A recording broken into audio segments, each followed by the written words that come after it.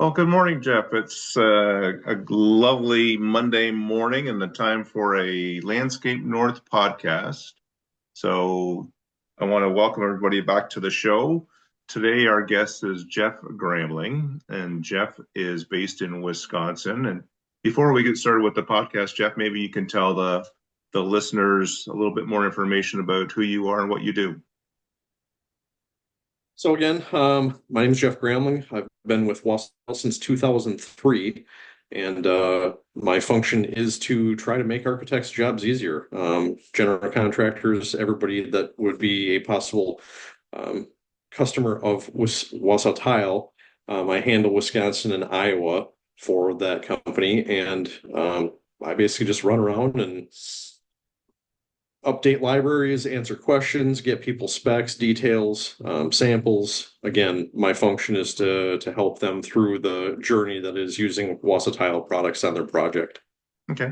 And tell me a little bit more about, for our audience that doesn't necessarily familiar with Wausau Tile, what does Wausau Tile do?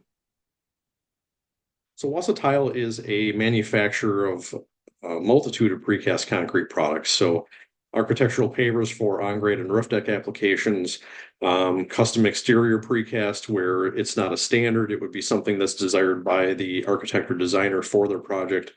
Um, Site furnishings in concrete, metal, plastic, wood, terrazzo tile, and terrazzo precast. So yeah, quite an array.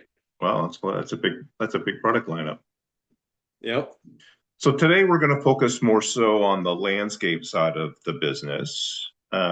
Maybe from your experience, if you can tell us where the current trends in Central United States are in unit paving sizes and rooftop applications. Okay. Um, the workhorse of the paving world is still 24 by 24 by 2 inches thick. Okay. It's a nice size where you're cutting down. It's big enough to cut down on the number of accessories that you might be using, so it lowers the square foot cost, but yet it's small enough to be manageable by the installers that are doing the work. And they can cut down on their costs of managing large, cumbersome, quite heavy material. Um, I have been seeing more gravitation towards a little bit more, outside the norm of squares. Now, granted, squares can be interesting if you change colors and where you place them. You can add, stripes and different design layouts. I've seen things that were pixelated that looked really, really awesome when the job was done. So, again, what you put and where you put it really can add to any given project. These days, some people are going to a larger format, but what they'll do is use a 24 by 48, so a rectangular paver. Okay. Because the 48 is a longer span, you still have to support it at a midpoint. But what do you have when you do that? You have a 24 by 24 grid, so you're still using the same number of pedestals as you would on a smaller square project. The nice thing with that too is you can do a 50% offset with that material and get a running bond that adds to the aesthetic value of the project as well. So, Okay. um, yeah. Are you typically seeing these roof deck applications? Are they typically the building architects that are doing these, designing these, or is it coming more so over towards the landscape architects?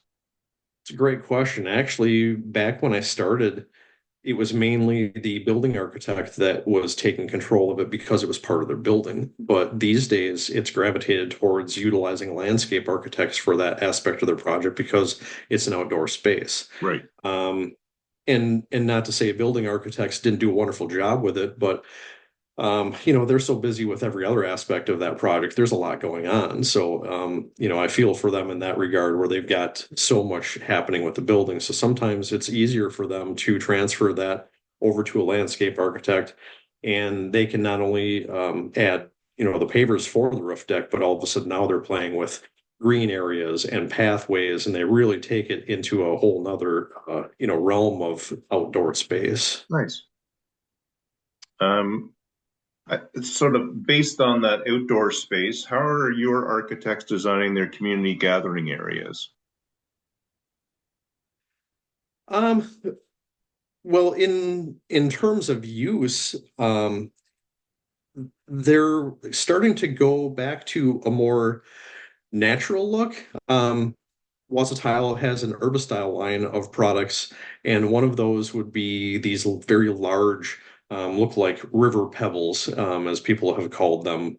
So they're big, outdoor rocks. Well, nothing like, taking that already, natural setting and then adding to it with other natural elements. Now, granted, it's precast concrete, but the look is very back to nature. Um, these spaces are being multi-use these days. So farmers markets, Hmm. nightly movies, um, uh, acoustic, music venues.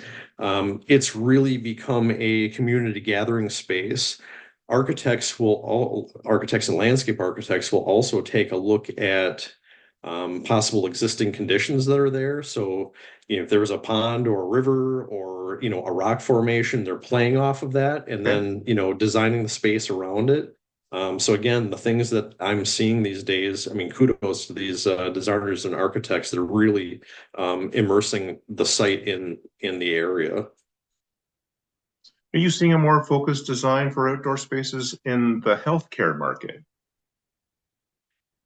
Healthcare has always had, seating spaces and outdoor areas, but it's really become a forefront design element with regards to healthcare projects. So healing gardens have become big pathways if you don't have a roof deck space. But it's such a needed area for not only the workers of the facility to just go somewhere and catch their breath for 2 minutes, but also friends and family of perhaps a patient that's there to just go and reflect and get away from things. So once again, we're seeing healing gardens where you might have precast seating, you may have architectural pavers if it's a roof deck, for sitting areas and pathways and walkways. So yeah, definitely healthcare is one of our larger project go-tos for our products. Earlier, you mentioned Herbostyle. I don't know if you're what you're seeing in your market area, but are you seeing your clients moving away from the fully customized precast concrete elements and moving more towards these standard shapes and sections by Herbostyle and Wausau Tile? Actually, yes. So there's always going to be a project where something that's a standard offering doesn't fit what the architect or designer is looking for. But because of the wide array of products that is in the Herbostyle line, some architects who've had experience in that area will actually go and see what is close to what they've already had envisioned and then utilize those products in their projects. I joke with people, Herbostyle is adult Legos. You could mix and match and Yeah. use things at will. And here's the hybrid version of it. Some architects will pick and choose the things that fit their project, but then have us custom make, two or three items that they, need to finish out their Okay. design that we might not have as a standard. So you're still cutting down on the number of custom pieces that might be required.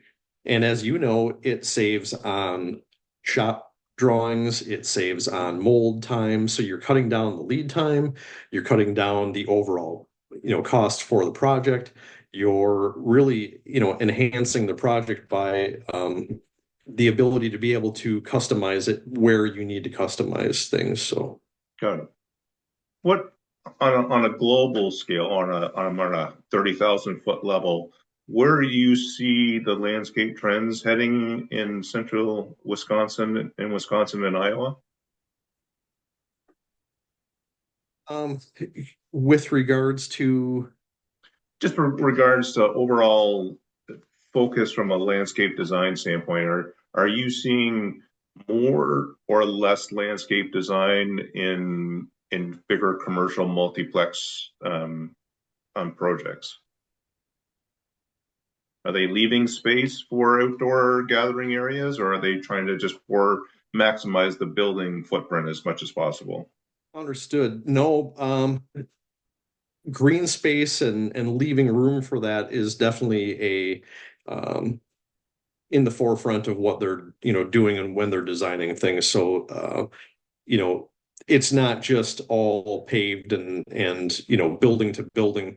There's definitely some thought to leaving space, even if it's just if you're in a downtown area where it's typically all concrete from one side of the project to the other, they're still going to have some element of nature. So perhaps custom precast planters or even standard planters in an array, and adding plants and trees and shrubs and just taking the edge off of that environment and that setting.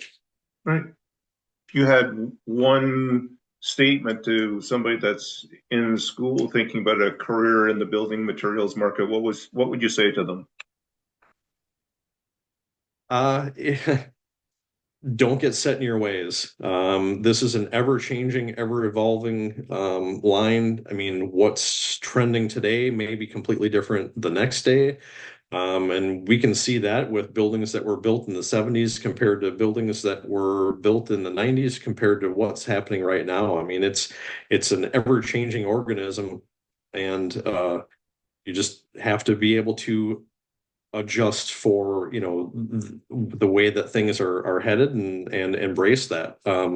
I love the fact that having been here as long as I have, my job is the same, but it's always different. Right. And yeah, it keeps things interesting, that's for sure.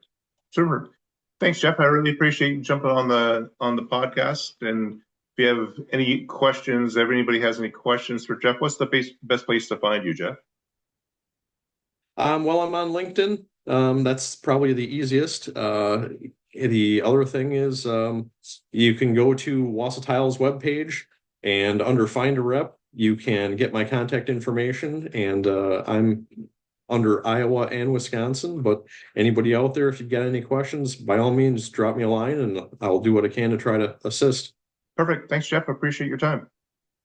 My pleasure. Take care. You too.